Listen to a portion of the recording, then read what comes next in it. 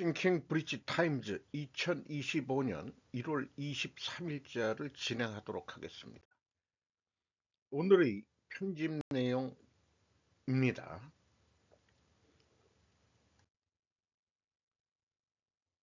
트럼프 2.0 재산업화 리인더스트리얼리제이션 피터 자이안의 1월 22일자 뉴스레터 내용입니다. 중국은 세계의 제조업체지만 거의 모든 것이 잘못되고 있습니다. 인구 감소와 경제 침체, 무역 봉쇄, 그리고 노동력 붕괴 사이에서 중국은 더 이상 존재하지 않을 것입니다. 아주 사이다 같은 얘기입니다. 그래서 모든 사람들은 자신의 물건을 구할 다른 방법을 찾아야 할 것입니다. 이는 재산업화를 의미하며 미국은 그 부담을 감당할 준비가 되어 있지 않다는 것을 의미합니다. 우리는 산업 역량을 재건하고 전력망을 확장하며 노동력 부족 문제를 해결해야 할 것입니다. 트럼프가 중국이 종말을 고하기 전에 그렇게 하지 못한다면 우리는 제품 부족과 기록적인 인플레이션을 경험하게 될 것이며, 이는 미국을 위대하지 않게 만든 트럼프의 유산을 확고히 할 것입니다. 그러니까 재산업화를 성공하지 못하면 트럼프 시대는 좀 나쁜 거로 그렇게 이제 역사에 기록이 될 거 아니냐. 그러나 어쩌면 그냥 마에베처럼 구신 대통령이 이러한 문제들을 해결하고 미국을 새로운 황금기로 이끌 수 있을지도 모릅니다라고 기대를 하고 있습니다. 이 황금기, 골드 에이지, 황금 시대라고도 지금 얘기를 하고 있는데, 의미하는 바가 많겠습니다.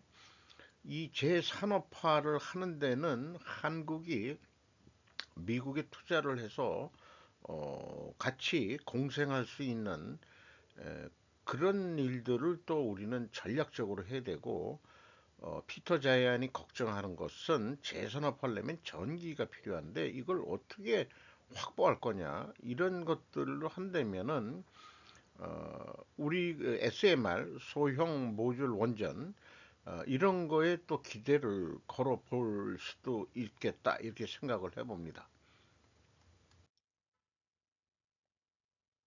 트럼프의 중국 집중 신호로 워싱턴에서 4명의 외무장관이 만났습니다.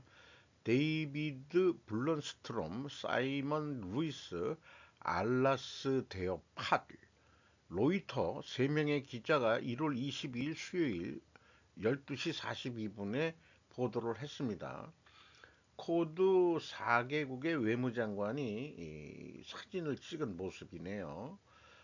일본, 그 다음에 인도, 미국, 그 다음에 호주, 어, 호주죠? 네, 그렇습니다. 도널드 트럼프 대통령이 백악관으로 복귀한 이후에 중국에 초점을 맞춘 코드 그룹의 최고 외교관들이 처음 만난 후 미국, 호주, 인도, 일본이 화요일에 협력하기로 약속했습니다. 네 나라는 중국의 세력 확장에 대한 우려를 공유하고 있으며, 분석가들은 이번 회의가 월요일에 두 번째 임기를 시작한 트럼프 대통령에게 중국에 대응하는 것이 최우선 과제임을 알리기 위해 마련되었다고 말했습니다. 네 나라는 공동성명에서 법치, 민주적 가치, 주권, 영토 보존이 유지되고 수호되는 자유롭고 개방적인 인도 태평양을 강화하기 위한 공동 결속을 공동 대응한다는 약속을 다시 밝혔다. 개인적으로 우리나라가 여기에 들어갈 수 없었나. 어, 그게 이 친중과 친미를 왔다리 갔다리 하니까 박쥐를 끌어줄 리가 없죠. 어쨌든 이 한국의 그 국가 생존을 위해서 여기에 저는 들어가야 된다고 그렇게 희망하게 됩니다. 도지가 페니를 겨냥합니다. 앨리스 데코즈키 인사이더 1월 23일 목요일 오전 6시 21분에 보도를 했습니다. 도지는 X에 올린 게시물에서 페니 생산 비용이 얼마나 드는지 비판했습니다.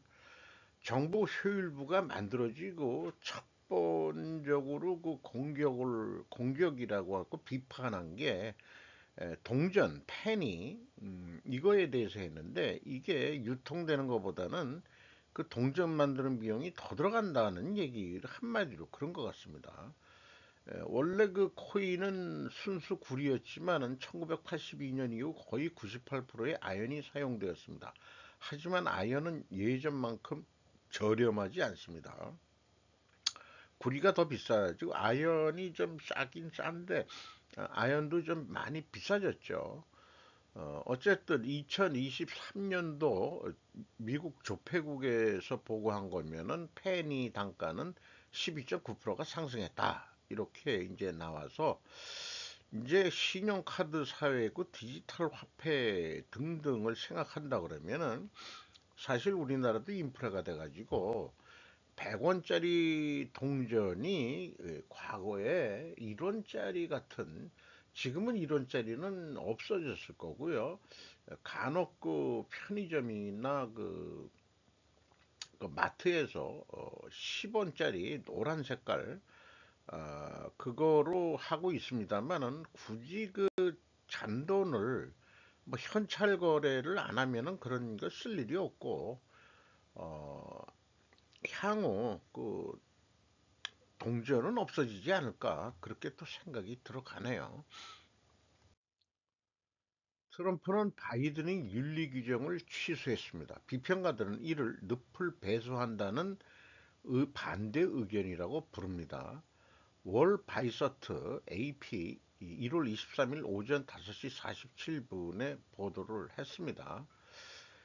자, 이게 뭐 무슨 얘기냐 그러면은 그 대통령이 그 아내인 영부인 멜라니아 트럼프가 아마존과 다큐멘터리 제작 계약을 체결하는 동안 취임식을 앞두고 가치가 급등하는 새로운 암호화폐 토큰을 출시하여 개인적으로도 큰 도움을 받았다.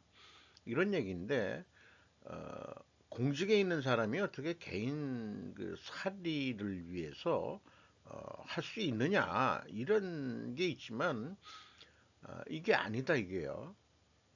그래서 그 작년에 되기 전에도 선거 운동을 하면서도 성경, 금색 운동화, 포토북, 다이아몬드로 장식된 시계 등을 판매했다 이게요. 트럼프는. 그리고 이번에 그 윤리 규정을 취소한 것은 이는 빌 클린턴 대통령이 퇴임 직전에 더 엄격한 윤리 규정을 도입했다가 철회한 것을 반영한다. 그러면은 이번에 그 트럼프의 윤리 규정을 취소한다는 것은 민주당 전 행정부 구성원들에게 주의를 기울여야 할 금지 조치를 없애준 거나 마찬가지다. 그래서 추가 고용 옵션을 제공할 수 있는 것이다. 그러니까 너무 뭐 공직 윤리 뭐 공직에 있던 사람은 뭐 몇 년 안에 어디 취업을 할 수 없다든 뭐 이런 거 있지 않습니까? 우리나라에도 그런 것들이 있는데 어쨌든 민주당 출신 강요라 하더라도 좀 뭐 취직할 수 있는 데 있으면 취직하라는 얘기나 마찬가지죠. 모두 일자리를 찾고 있기 때문에 그 부담이 된다. 이렇게 에, 얘기를 하는데 오히려 트럼프가 그전 정권한테 길을 열어준 거라고 생각을 합니다. 그리고 공직에 있으면서도 그 로비스트 뭐 이런 것들이 공식적으로 쭉그 돌아가는 거니까요. 이 여기에서도 표현이 있습니다만은 그 로비스트로부터 주요 선물을 받는 것에 대한 금지 조치를 철회하고 뭐 이런 등등도 해 왔었다는 얘기인데 어, 어쨌든 어느 그 일정 수준 정도는 뭐 된다. 공식적으로 로비스트들이 인정이 되는 거니까. 이런 측면에서 역시 좀 다른 나라다. 오히려 그 솔직한 거 아니냐. 공직에 나서는 애들, 국회의원 자꾸 월급들 올리고 하는 이유가 우리나라에 뭐 윤리 규정이라든지 그 공과사를 구분한다는 게 우리의 정서인데 그게 그렇게 경계선이 그렇게 있는 거냐. 이런 취지로 읽게 됩니다. 그러니까는 우리나라 국회의원 새끼들은 자기 월급은 계속 올리고 그러면은 그 사리 사욕을 채우는 그런 행동은 안 해야 되는데 지금 또 얘기 들어보면은 월급은 월급대로 올려받고 또 해먹을 거 해먹는다. 이런 쪽으로 밝혀지는 게 밝혀진다면은 엄청 많을 거예요. 차라리 다 같이 그러면 다 같이 못 해먹게 만드는 거. 이게 그 트럼프의 묘수가 아니겠는가? 이렇게 또 생각이 들어가네요. 그러니까 이 합법적으로 적법하게 돈 버는 그 정치인들이 오히려 부각이 될 것이다. 이런 생각도 들어가네요. 사우디와 방산협력 진전, 커지는 50억 달러 수출 기대감. 김지현 기자가 조선비지에서 1월 22일 날 16시 10분에 보도를 했습니다. 이 긴 그 포대가 있는 게 하나 에어로스페이스의 K9 자주포, 두 번째 있는 게 요게 현대로템 K2, 요거 폴란드에 많이 나갔죠. 그 다음에 이제 오른쪽이 이제 그 헬기인데, 요거 우리나라에서 100% 개발된 거는 아닐 거예요.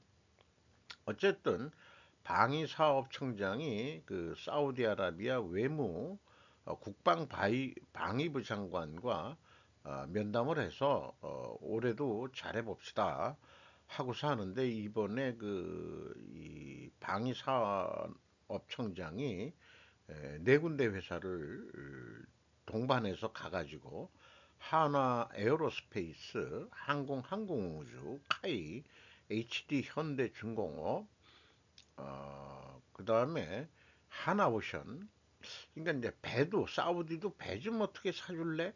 이런 것 같아요. 그런데 제 생각에는 이런 게 잘 되려면은 속으로 아마 이 외무장관도 그랬을 거예요. 너희들 그 정치나 좀 안정시켜야 우리가 안심하고 발출 주지. 아마 이러지 않을까 싶습니다.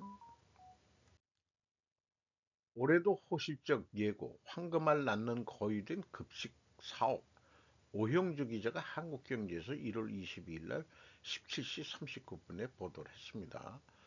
매출액이 가장 많은 데가 그 CJ 프레시웨이네요. 그리고 삼성 웰스토리도 있고, SPC CFS, 현대 그린피도, 아워홈, 신세계푸드 뭐 이런 식으로 쭉 있는데 어, 뭐 상장 기업은 대부분 아닐 건데 현대 그린푸드나 아오홈 이런 거는 상장 기업일 것 같고요. 뭐 이 상징적인 사장은 뭐 외국인들도 그 구내 식당에서 식사하는 그런 사진을 게재했네요.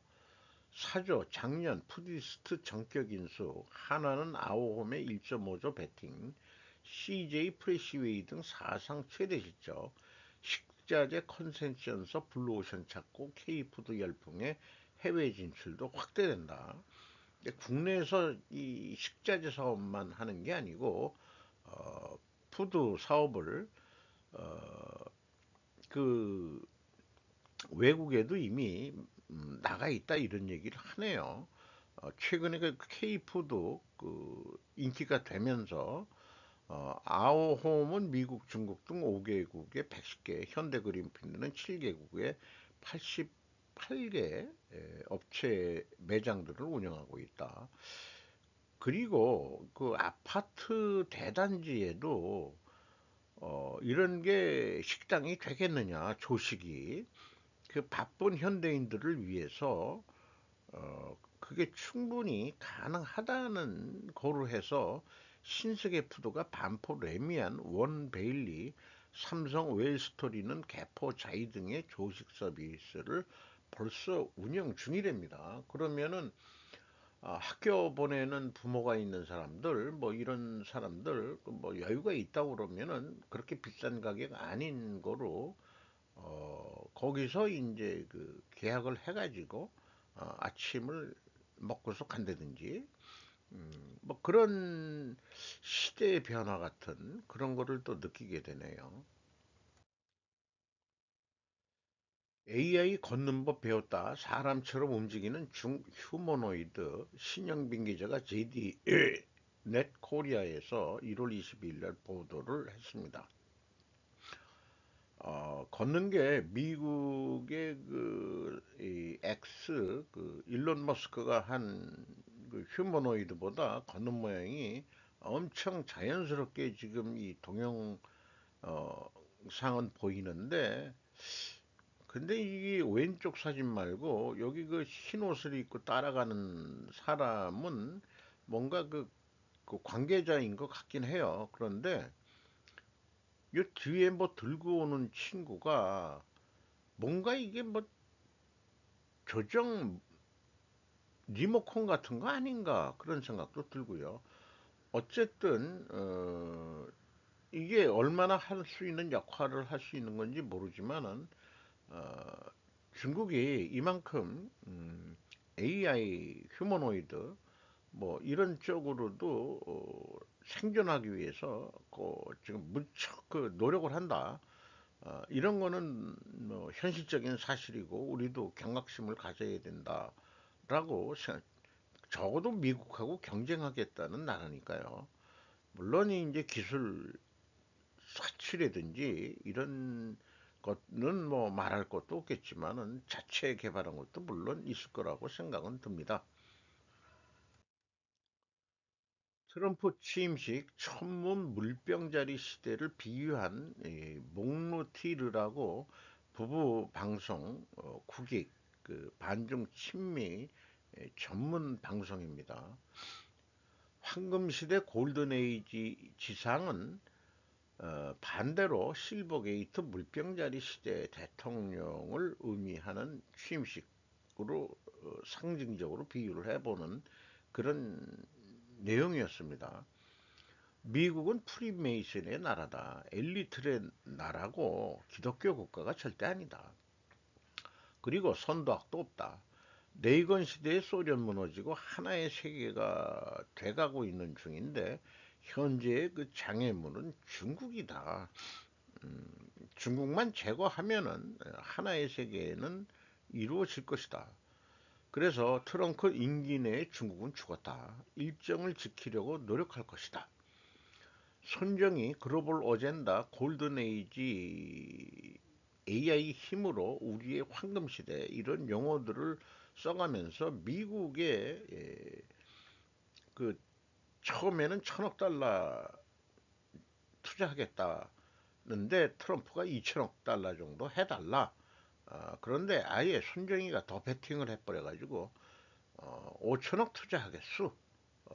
이래가지고 이 백악관 내 어디선가 그 브리핑 룸인 것 같은데 트럼프가 건방진 사람이 이렇게 두 손을 모아서 손정희 씨의 얘기를 듣는다는 것은 뭐가 아쉽다 이게요.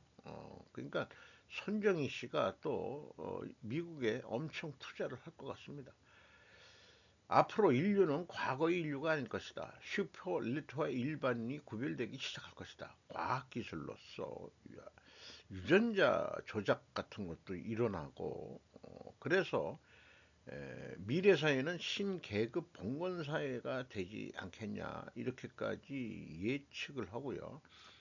인구는 감소될 것 같다. 뭐냐면은 못 사는 사람들도 다 그 요즘에 SNS라든지 뭐 그 도시는 다들 어 이것저것 그 문명이 발달해 가지고 애도 안 낳고 똑같이 잘 살고 그러니까 어쨌든 지배 엘리트 계급들이 지배를 하기 위해서는 인구가 좀 감소돼야 되는 거 아니냐 이런 쪽에 이제 견해를 밝히고 있네요. 서부지법 맞쪽에 그 서부지역 이 침입 사건을 보고서 왜 저런 악수를 들까? 윤 대통령한테 이미 방송을 했습니다만은 여기서는 이제 맞쪽에라는 표현이고 국힘당 내에서도 두 개의 다른 목소리가 있다. 폭도들 외부에서부터 소화기라는 게 이 보통 이 소방내에서 실내 배치돼 있는데 어, 들어가기 전에도 소화기 들고 있다는 그 사진도 보여줬습니다. 누구보다 솔선수범에 파괴에 나섰던 이런 친구가 있고 요 친구 요게 이제 소화기죠.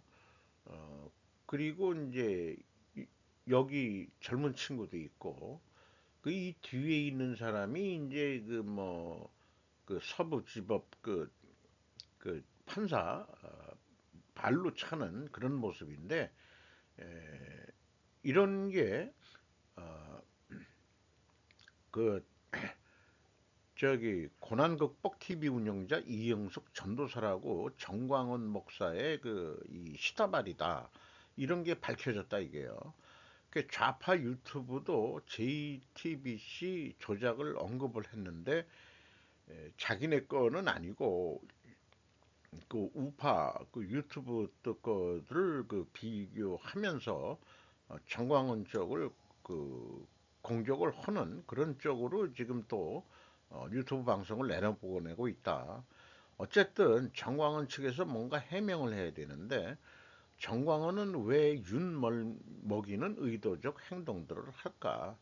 우파는 그런데 왜 침묵하고 있는가? 진짜 우파 맞냐?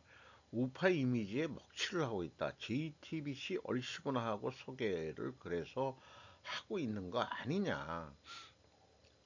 그런데 우파 채널을 조작하는 JTBC 가짜 뉴스들이라고 제가 제목을 붙여봤는데요. 첫 번째가 앞의 내용이라면은 두 번째 의혹 남성연대 자막 조작 이런 거 했다 그러고 JTBC에서 세 번째 의혹 JTBC 기자와 똑같이 생긴 범인 네 번째 의혹 국자 유튜버를 극우 유튜버로 조작을 해서 했고 다섯 번째는 뭔지 모르겠습니다만 여섯 번째 의혹은 사람 수 부풀리기 조작하고 일곱 번째 의혹은 촬영이 시작되면 물건을 벗어는 얼굴 후드남 이런 식으로 그 표현을 하고 있습니다. 경찰이 빠지자 바로 침입하는 폭도들 이게 무슨 짠 시나리오 아니냐 이런 얘기죠. 정광훈과 JTBC가 적대적 공상관계냐? 태극기나 촛불이나 그놈이나 그놈 아니냐? 결론은 좌우 모두 부정선거 했다. 똥땅을 쳐서 음모론으로 몰고 간다. 윤 대통령의 그 계엄을 뭔가 부정선거 그다음에 에, 간첩 뭐 이런 것도 다 음모론일 뿐이다라는 거로 희석시키고 있는 거 아니냐. 부정선거는 노무현 때부터 시작했다. 이 사람의 진단은 그렇습니다. 당신은 정통 자주국방 우파를 제거하기 위해 좌파 정권 집권 유도 선거였을 것이고 지금은 오히려 그 반대 입장일 것 같고요. 헌재에 부정선거 변론이 나오고 나왔죠. 시작했죠. 헌재 왼쪽으로 기울어져 있는 것 같다라고 봅니다. 현재 헌법재판소도 레프트 쪽으로 왼쪽으로 이렇게 기울어져 있는 것 같다. 그러니까 탄핵 심판이 인용될 수도 있다. 이렇게 우려하네요. 그래도 이길 길은 있다. 어차피 5년 못 채우고 하더라도 차기 주자 이런 것들도 생각해 볼 수 있는 거니까.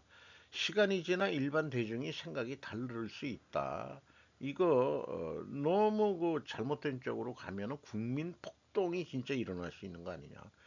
태극기 부대가 부정선거와 중국 간첩을 음모론으로 몰아갈고 있다. 돈이 중요하지만 에, 돈이 중요한데 룰이 있어야 하는데 우파 바닥에 룰이 없는 것 같다. 이렇게 이제 또 비판을 하고 있습니다.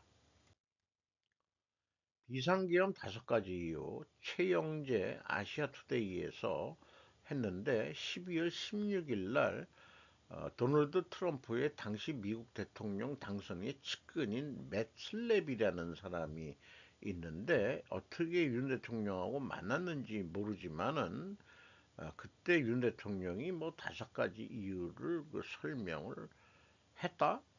실제 만났는지 안 만났는지도 그것도 좀 뭐 불명확합니다만은 어쨌든 얘기한 것은 입법권 남용으로 인한 행정부와 사법부가 마비됐다. 그러니까 무정부 상태를 만들었다고 저도 그렇게 인식을 합니다. 야권의 헌법 및 검찰 핵심 인사들에 대한 탄핵 시도, 정부 기능 약화를 초래한 일방적 예산 삭감, 이게 이제 거대 야당의 독재죠. 세 번째 것까지. 그런데 그 거대 야당이 된 거를 보니까 부정선거 증거 확보의 필요성 이런 게 있고 반국가 세력의 만행을 또 그 저지한다. 이게 반국가 세력이라는 게 간첩 포함인 거죠. 그래서 그 어쨌든 여기 나와 있는 대로 구체적인 내용 22명이나 탄핵을 하는 그게 입법 독재 같다. 의회 독재다. 저도 그렇게 보네요. 어, 뭐 그렇게 이제 쭉그 설명을 했습니다. 챗 GPT 등장 후 소프트웨어 개발자 공고사직 72% 늘었다. 근데 물음표를 제가 하게 됐는데 에, 읽어보고서 제가 해독이 잘 안 되는 경우가 있어요.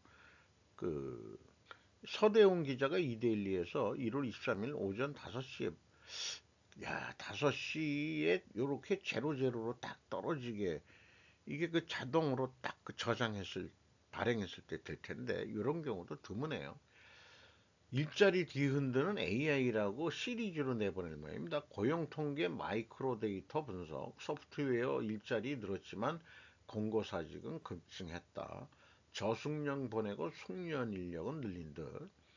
이 같은 상황에서 소프트웨어 개발자의 일자리는 오히려 증가했다. 그러니까 공고사직은 늘었는데 일자리는 늘었다. 그 왜 이를 제가 헷갈렸냐면은 통계 그래프를 그린 게 공고사직 늘었다는 것만 얘기했는데 여기 본문에는 개발자 일자리는 오히려 증가했다 이렇게 되니까 이게 이제 첫 그 인식이 그러니까 이렇게 되는 거죠. 그래서 고용보험에 가입한 개발자는 늘었대요. 5.8%. 같은 기간 고용보험 전체 가입자 증가율인 3.5%를 웃도는 수치다. 그래서 전문가들은 관련 기업이 저숙련 개발자는 대거 내보내고 숙련 인력을 확대하고 있다고 분석한다. 기자는 이렇게 분석 못하나? 뭐 톡하면 이 기사에 자기 이 가치를 높이려고 전문가 운운하는데 구체적으로 그럼 전문가 누군데 전문가들은 이렇게 복수로 하는데 얼마나 취재를 많이 하셨는지 모르지만은 그러지 말고 기자도 수준이 되면은 분석 기사를 좀 내세요. 공부 좀 해가지고 이렇게 내야지. 뭐 톡하면 전문가들은 구체적으로 누구와 그렇게 얘기했다. 그런 식으로 기사를 써야지. 이거 그냥 앉아서 그냥 쉽게 쉽게 그냥 그 정보 생산을 해내니까 개나 소나 전부 다 유튜브 하는 거죠. 저 같은 놈도 개나 소나에 들어갈 거야 아마. 그래도 그 이렇게 그 보도 자료나 이런 것도 읽어보면서 이런 거를 제가 그 소재로 선택을 하는 거죠. 어, 좀 생각 좀 하고 좀그 논리적으로 해서 좀 기사를 해야 되지 않겠냐. 그래서 제가 기사에 나와 있는 거를 이렇게 이런 통계 더 보여주는 것도 좋지만은 이거를 그래프로 누르면 또 그래프를 만들어 줘요, 엑셀이. 그러니까 채용이 5.8% 증가했어요. 소프트웨어 개발자만 보면은 권고사직은 72.2%다. 그러면은 저숙련 개발자를 내보내고 고숙련 개발자를 더 채용을 하려고 그런다.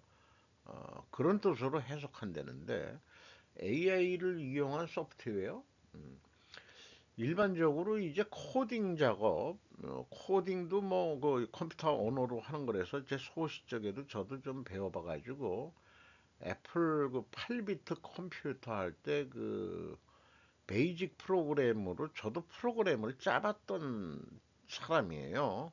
코딩 작업을 하고 참 거의 뭐 그 누가 도와주는 사람이 있어서 독학 비슷하게 해서 근데 그때 그렇게 나갔으면은 인생이 어떻게 됐을지 모르지만 아 나는 이거 아니야 이렇게 했었는데 어쨌든 에, 한 50년 아니 50년이 아니고 한 40년 전 기억이 나네요. 그 베이직 가지고 8비트 컴퓨터에서 그 영업일보를 그 찍어낼 수 있는 간단한 거죠. 입력해가지고 그 프로그래밍이 이제 이 영업일보를 그 출력해내는 그거를 수기로 했었는데 제가 이 회사 최초로 그것도 독학을 해가지고 어 그거를 찍어냈어요. 그래서 이제 직원들을 회사에서 전산 교육을 시켜가지고 나중에 이제 전산실이 이제 공식적으로 생길 때 아무래도 내가 그쪽 전공은 아니고 그러니까 머리가 그렇게 제가 그래서 나빠똥똥 같진 않아요. 뭐 괜히 좀 약간 빨리 끝나게 돼서 이런 얘기까지 하게 되네요. 이상 마치도록 하겠습니다.